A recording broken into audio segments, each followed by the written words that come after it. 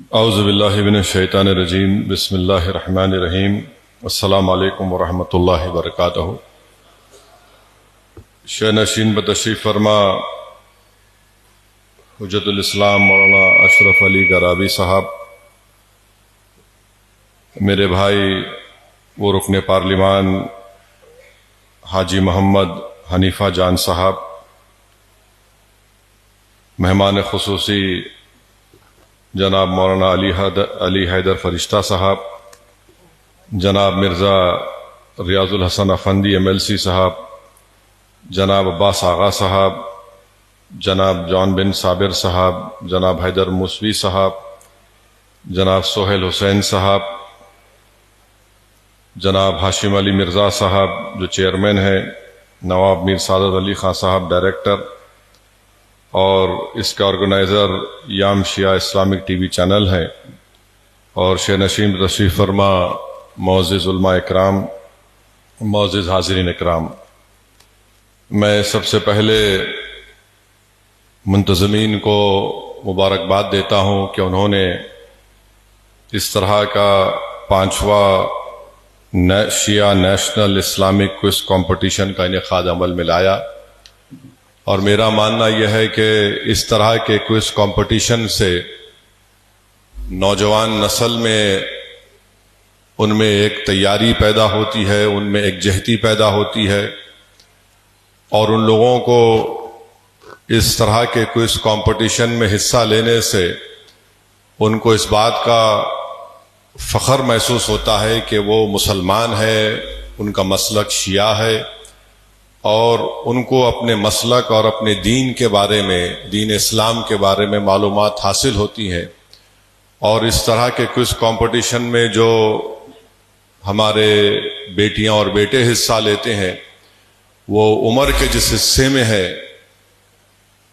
اس عمر کے حصے میں اگر وہ جن چیزوں کو یاد کر لیتے ہیں، میرا ماننا یہ ہے کہ اس دین میں تاثیر یہ ہے کہ اگر نوجوان نسل کو ہم اس دین کے معلومات ان کو فراہم کرتے ہیں یا ان کو حاصل کر لیتے ہیں، تو وہ زندگی بھر وہ دماغ میں ان کی رہتی ہیں، ان کی زندگی کے طور طریقے میں آسانی پیدا ہوتی ہے۔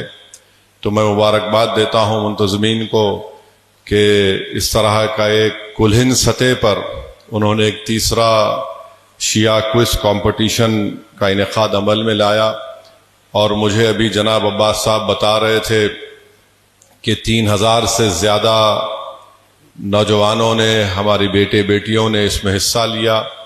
اس میں سے 20 یا 22 کوالیفائی ہوئے ہیں، جس میں ماشاءاللہ 18 ہماری بیٹیاں ہیں اور 2 ہمارے بیٹے ہیں۔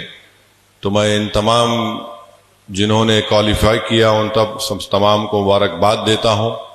اور ابھی میں بیٹھ کر ایک سوالات اور جوابات اس کمپٹیشن کے سن رہا تھا، تو یقیناً یہ ایک بہترین طریقہ ہے جس سے ان کے علم میں اضافہ ہوگا، اور میں پھر سے مبارکباد دیتا ہوں۔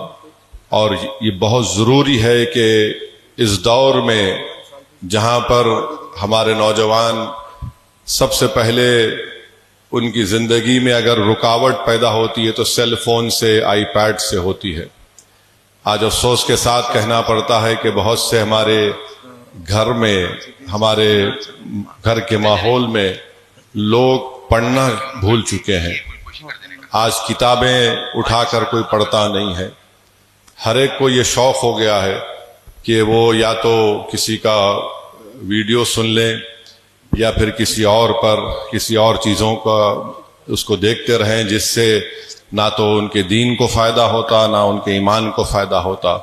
مگر یقیناً اس طرح کے کمپٹیشنز کا انعقاد عمل میں لایا جانا یہ ایک بہت اچھی چیز ہے، قابل مبارکباد ہے، اور میں آپ کو مبارکباد بھی دیتا ہوں۔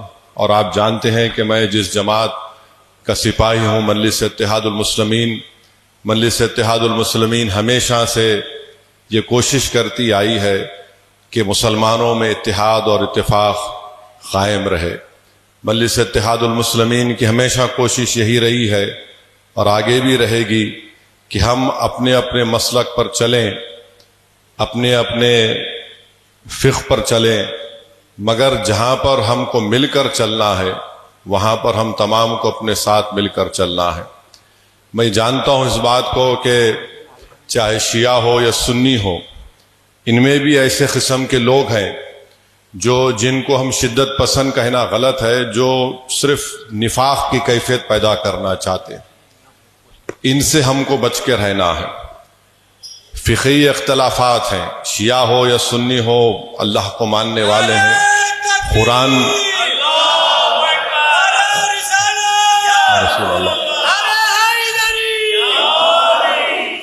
کو ماننے والے ہیں۔ اب قرآن کے بارے میں آج سے تھوڑے دن پہلے دلی میں ایک صاحب میرے پاس آئے تھے اور بولے کہ میں آپ کی ایک تقریر سنا جو یہیں پر شاید تقریر ہوئی تھی، ہمارے مرحوم دوست عباس صاحب جب زندہ تھے، تو خیر آ کر بڑی گفتگو کرے اور بولے کہ نہیں آپ کو نہیں معلوم شیعوں کے بارے میں۔ بولا کیا نہیں معلوم؟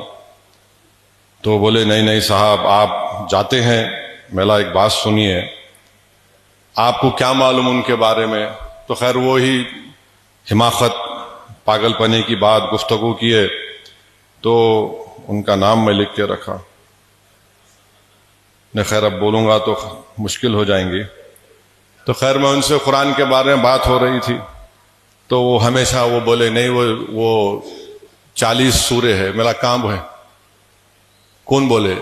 میرا ایک بات سنو، یہ میرے گھر میں دلی میں تفسیر المیزان ہے، اور جس کو علامہ طباطبائی لکھے ہیں، میلا اس میں وہ لکھ رہے ہیں کہ یہ 30 پارے اللہ کا کلام ہے۔ اب اس سے بڑھ کے اور کیا ہو سکتا؟ اس سے بڑھ کے اور کیا ہو سکتا ہے؟ نہیں نماز، نماز 5 وقت کی ملا کے پڑھتے۔ آپ کو جب نہیں معلوم تو آپ پڑھو، مگر آپ صرف شر پیدا کرنا چاہتے ہیں اختلافات پیدا کر کے۔ تو یہ بہت ضروری ہے کہ لوگ سمجھیں ایک دوسرے کو۔ جب اللہ کو ماننے والے ہیں، رسول صلی اللہ علیہ وسلم کو آخری نبی ماننے والے ہیں، صحابہ کرام کو ماننے والے ہیں، اہل بیت کو ماننے والے ہیں، اور یہ ہمارے ایمان کا حصہ ہے اہل بیت کو ماننا، اس سے تو کوئی انکار نہیں کر سکتا۔ میں پہلے بھی کہا ہوں، آج بھی کہہ رہا ہوں کہ مسلمانوں میں فقہی اختلافات ہو سکتا ہے شیعہ سنی میں، مگر اہل بیت کی محبت پر تو اختلاف نہیں ہو سکتا، اور نہ کبھی ہو سکتا ہے۔ اور اگر جو کوئی اہل بیت کی محبت سے اختلاف کرے گا تو پھر اس میں رہے گا کیا؟ کھوکھلا ہو جائے گا وہ۔ تو یہ کوششیں ہم کو کرنا ہے، ایسے طاقتوں سے ہم کو ہوشیار رہنا ہے جو ہماری نظریں ہمارے دین کے دشمن سے ہٹانا چاہتی، جو ہمارے اسلام کے دین کے دشمن ہے، جو ہماری تہذیب تمدن ہمارے اتحاد کے دشمن ہے۔ اور یہی بات جو میں آپ کے سامنے کر رہا ہوں، یہ کوئی نئی بات نہیں ہے، یہ ہمیشہ مجلس اتحاد المسلمین یہ بات کرتی آئی ہے۔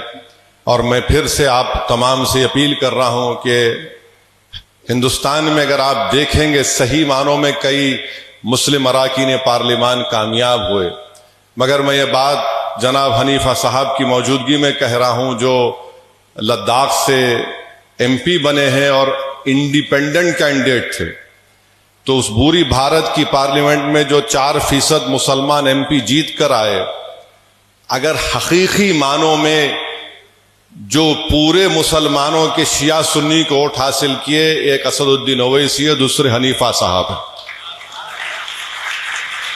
کیونکہ ان کی کامیابی آسان کامیابی نہیں تھی حنیفہ صاحب کی، بلکہ پوری پارلیمنٹ میں جتنے MPs کامیاب ہوئے، میری نظر میں اگر آپ 5 اراکین پارلیمان کو نکالیں گے تو میں کہوں گا کہ حنیفہ صاحب کی سب سے بڑی کامیابی تھی۔ اور وہاں پر BJP نے ایڑی چوٹی کا زور لگایا کہ ان کو کامیاب نہیں ہونا دینا چاہیے، مگر الحمدللہ وہاں پر تمام لوگ متحد ہو گئے۔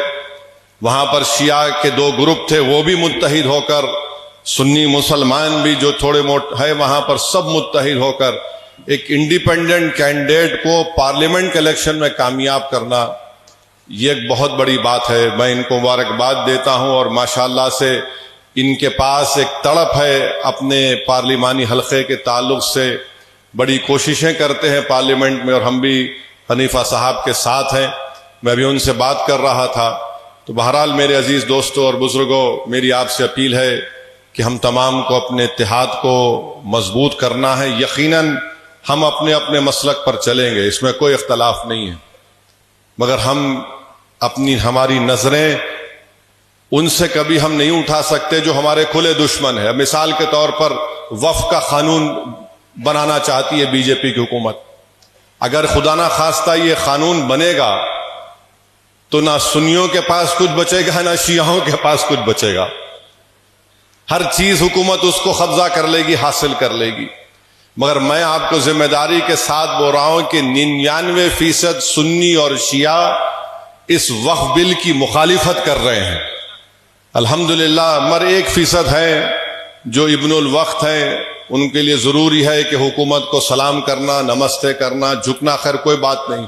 مگر 99% سنی اور شیعوں نے مل کر اس وقف بل کو ریجیکٹ کیا ہے، کیونکہ سب جانتے ہیں کہ حکومت کا مقصد قانون بنانا وقف کی جائیداد کو بچانا نہیں ہے، بلکہ وقف کی جائیدادوں کو چھیننا اس کا مقصد ہے.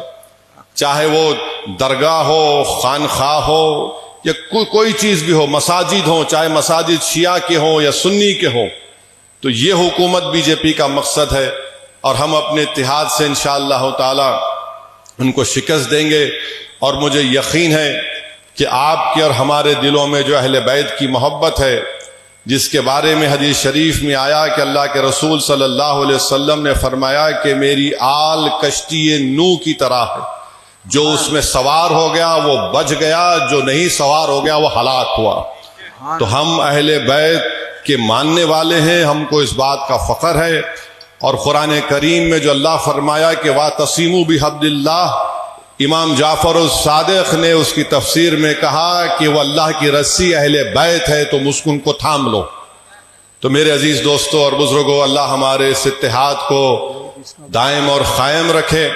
اور میں آپ کو مجلس اتحاد المسلمین کے جانب سے کہہ رہا ہوں کہ جو ہمارے بزرگوں نے جس اصول کو قائم کیا تھا وہ آج بھی ہمارے لیے مشعل راہ ہے اور کل بھی مستقبل میں رہے گا. تو آپ تمام کو بہت بہت شکریہ. اللہ سبحانہ و تعالی ہم تمام کے اختلافات کو اللہ کم کرے. اور میری اللہ سے خاص طور سے دعا ہے کہ جو طاقتیں فلسطینیوں کی مدد کر رہے ہیں اور جو طاقتیں اسرائیلیوں کو ختم کرنا چاہتے ہیں، اللہ سبحانہ و تعالیٰ ان کو اس مقصد میں کامیابی دے انشاءاللہ تعالیٰ. اور اللہ سبحانہ و تعالیٰ جو طاقتیں اس فلسطینیوں کو ایک آزاد مملکت کے طور پر دیکھنا چاہتے ہیں، جو آپ کا اور ہمارا دینی خواب ہے، اللہ ہماری زندگیوں میں مسجد اقصی اور بیت المقدس کو ان ظالموں کے چنگل سے اللہ آزاد کر دے. میں پھر سے آپ کا شکریہ ادا کرتا ہوں. وآخر الدعوان الحمدللہ رب العالمین.